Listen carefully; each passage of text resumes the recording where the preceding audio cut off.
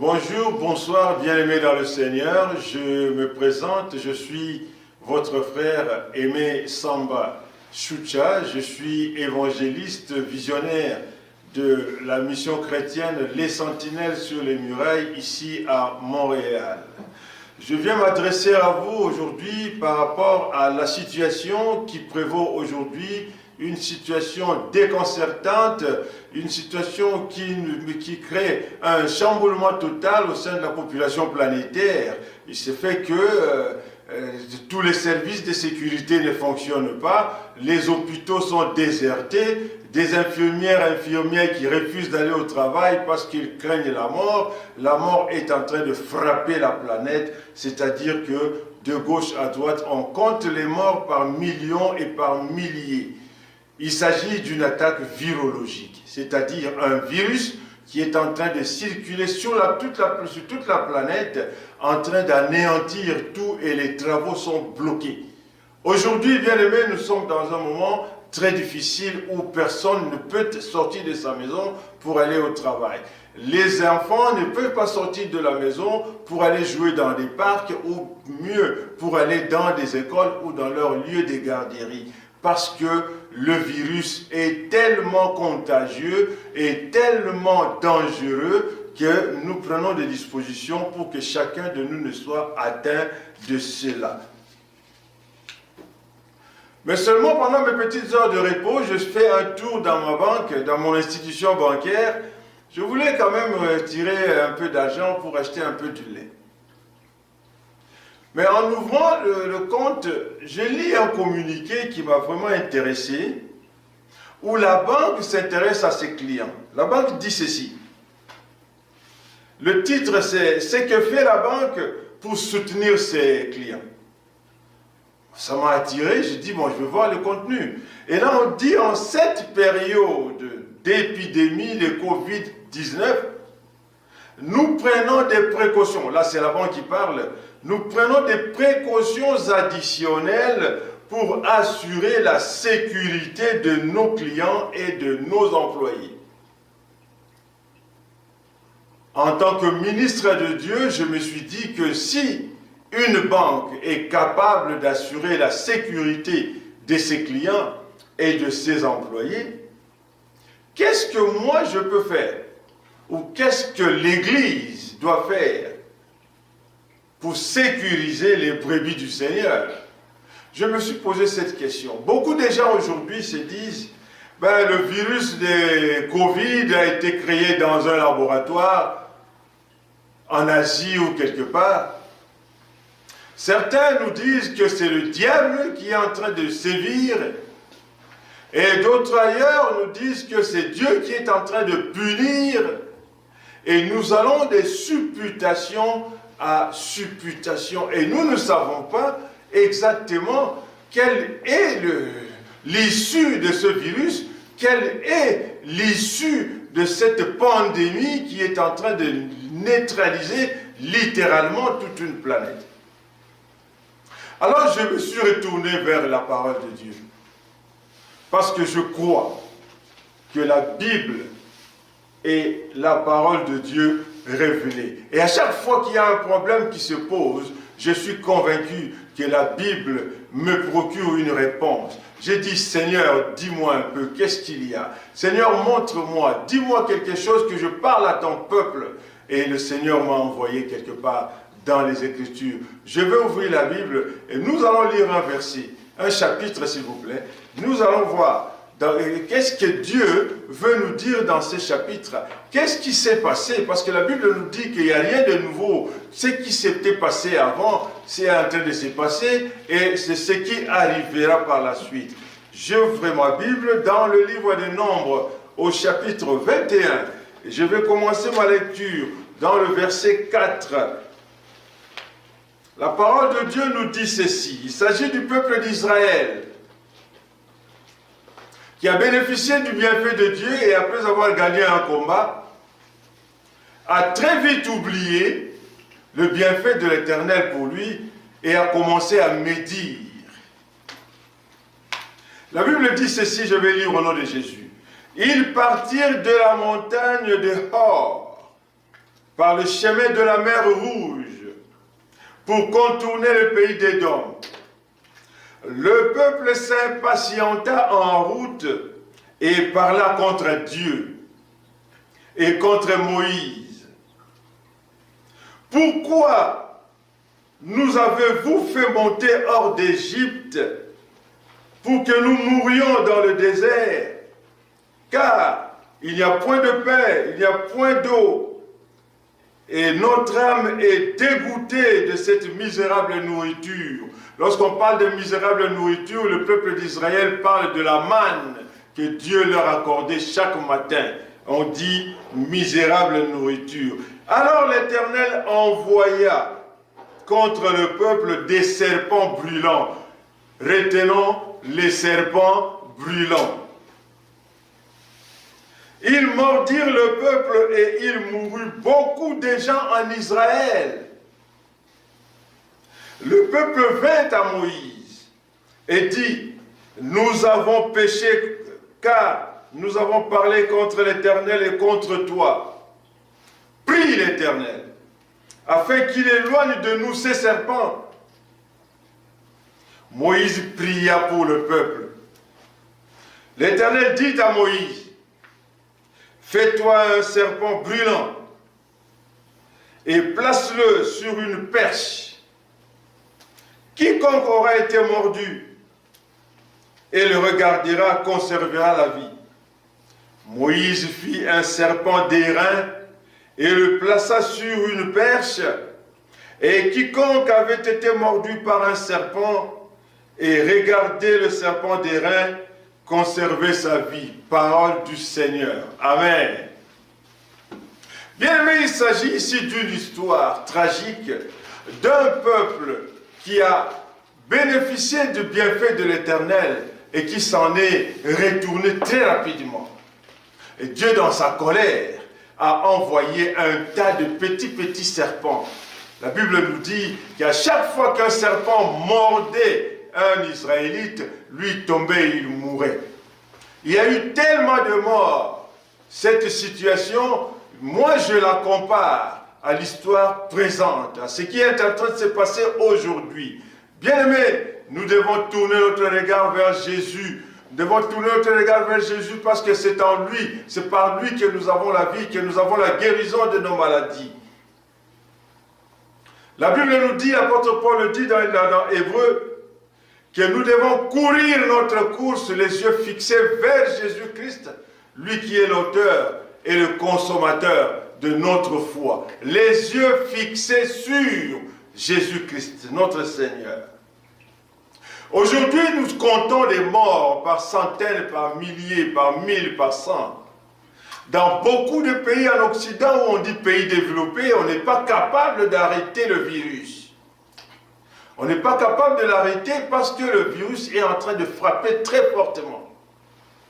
Le problème, c'est que l'Occident où nous vivons actuellement, nous autres, s'est abjugé. S'abjuger, c'est-à-dire refuser de reconnaître que Dieu est Dieu ou abandonner sa foi envers le Seigneur. L'Occident s'est abjugé. J'éviterai de parler d'un philosophe qui autrefois avait dit qu'une reine descendra avec toute sa plaie de l'Orient et s'installera dans le pays aux 7 collines, et là il va étendre sa plaie. Nous avons vu le virus qui est venu de la Chine, qui est descendu en Europe en frappant l'Italie, où à un moment donné on retrouve le pape disant sa messe seul sur le perron de la cathédrale Saint-Pierre de Rome. Nous avons vu les gens s'affliger, j'ai vu le Premier ministre italien pleurer et dire, Dieu, nous avons tout fait, nous ne sommes plus forts, maintenant nous comptons sur toi pour trouver une solution. Le Premier ministre s'est retourné vers Dieu. Bien aimé, le Seigneur a envoyé des petits serpents.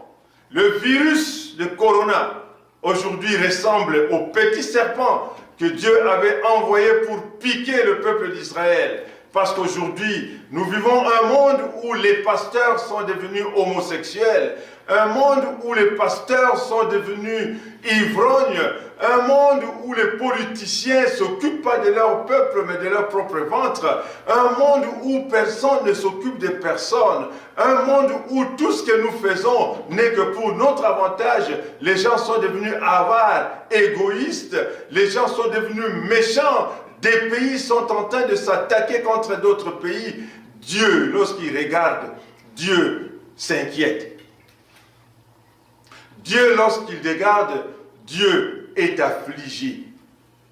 De la même manière que nous refusons, que nous récusons la puissance de Dieu dans notre vie, de la même manière que nous abandonnons le chemin de notre Seigneur, c'est de cette même manière-là que le peuple d'Israël avait renoncé à reconnaître que c'était Dieu qui lui avait donné la victoire contre un peuple adversaire. De la même manière qu'aujourd'hui, nous refusons de reconnaître la force et la puissance de Dieu. Et notre Dieu, quand il regarde à gauche et à droite, il dit, ce peuple a péché contre moi. Le peuple d'Israël a reconnu, nous avons péché contre Dieu et nous avons péché contre toi, Moïse.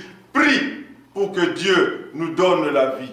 Bien-aimés, aujourd'hui nous prions en tant qu'Église pour que Dieu redonne la vie à son peuple. Nous ne pouvons pas trouver la solution à ce problème par des armes contraires à cet armement que nous avons aujourd'hui. Nous ne pouvons pas trouver de solution à cette épidémie, à cette pandémie, en nous fiant au propos de ce que le diable est en train de nous donner, comme quoi c'est lui qui sévit. Le diable ne sévit pas sur cette planète. Il n'a pas de force pour sévir sur toute une planète. Mais il y a un Dieu bien-aimé, le Dieu qui est le créateur de toutes choses, le Dieu qui dit un seul mot et la chose s'accomplit dans nos vies. C'est en ce Dieu-là que nous devons nous confier. Et en tant qu'Église, nous venons nous confier en ce Dieu pour dire, Seigneur, ton peuple a péché. Nous sommes en train de faire appel à ce peuple, de se rallier à nous pour retrouver le chemin du Seigneur. En Italie, aujourd'hui, les gens sortent pour chanter les vieilles chansons d'autrefois au travers de leurs fenêtres. Lorsque vous allez dans ce pays qui était tellement raciste, qui n'aime pas les hommes noirs comme moi, lorsqu'un footballeur joue dans un terrain de foot, les gens lui jettent des bananes pour l'insulter comme pour dire qu'il est un singe. Il n'a qu'à se contenter de la banane. On insulte le noir là-bas comme il n'est pas permis. Mais lorsque la pandémie a frappé l'Italie tout entière, il n'y a pas eu un seul pays blanc qui est allé à sa rescousse, mais un pays noir, qu'on appelle le Cuba, qui a envoyé une centaine de médecins.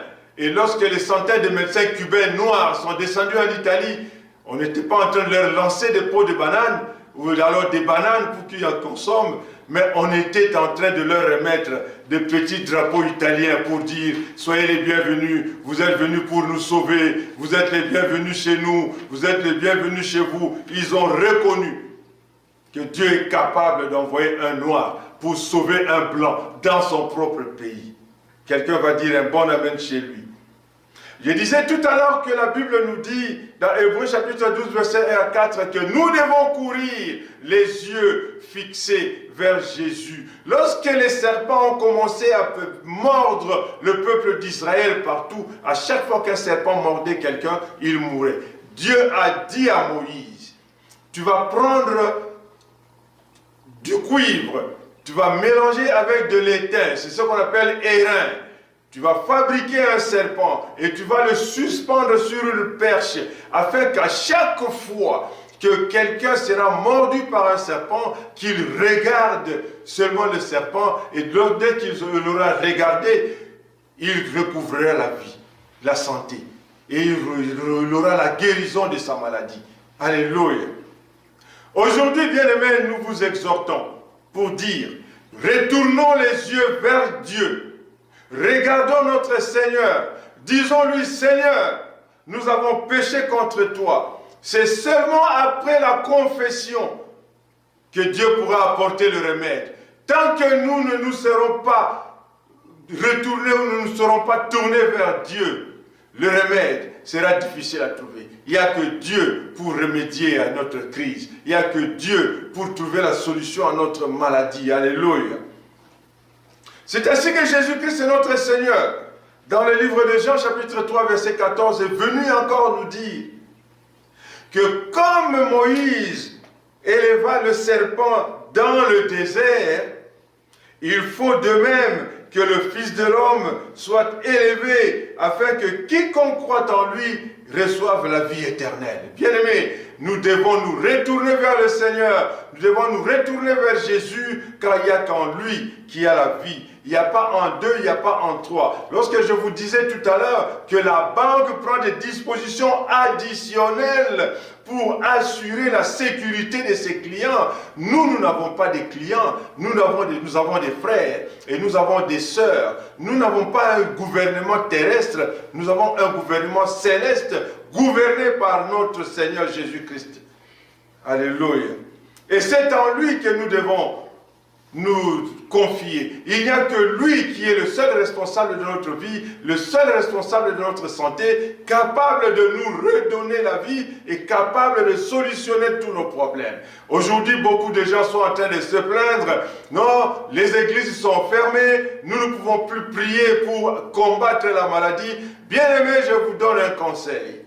Dans vos maisons, vous pouvez bien travailler pour le Seigneur. Il ne suffit pas seulement de vous présenter dans une maison appelée église pour dire je sers le Seigneur, pour dire je travaille pour Dieu. Beaucoup de gens dans leur vie n'ont pas été dans les églises, mais ils ont été aimés par Dieu, ils ont été amis de Dieu. Je vous donne deux exemples. Abraham n'était pas un pasteur, Abraham n'était pas un prédicateur, mais il a été l'ami de Dieu. Abraham n'était pas quelqu'un qui travaillait dans l'église, même pas un sacrificateur, mais il a été un ami de Dieu. Et il a été appelé dans la parole de Dieu l'homme selon le cœur de Dieu, ou je veux dire l'ami personnel de Dieu.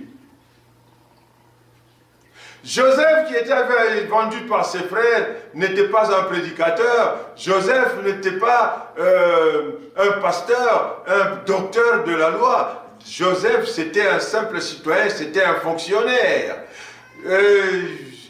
Je parlerai encore de Néhémie, qui était un fonctionnaire du roi, qui n'a jamais été pasteur, mais il a écrit beaucoup de pages dans la Bible, parce que Dieu, lorsqu'il fait, il fait. Lorsqu'il dit un seul mot, toute la chose s'accomplit. Donc je suis venu nous exhorter aujourd'hui pendant quelques minutes, bien-aimés, pour dire que nous qui avons régné Dieu, nous devons reprendre notre place. Nous devons revoir notre position. C'est pour cela, dans la nuit du 31 décembre 2019 au 1er janvier 2020, nous avons proclamé ici sur place, ici dans notre église, que cette année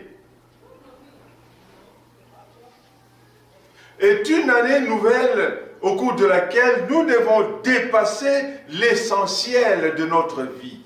Car l'essentiel de la vie est passager. Et nous devons aller vers l'important. C'est-à-dire quoi?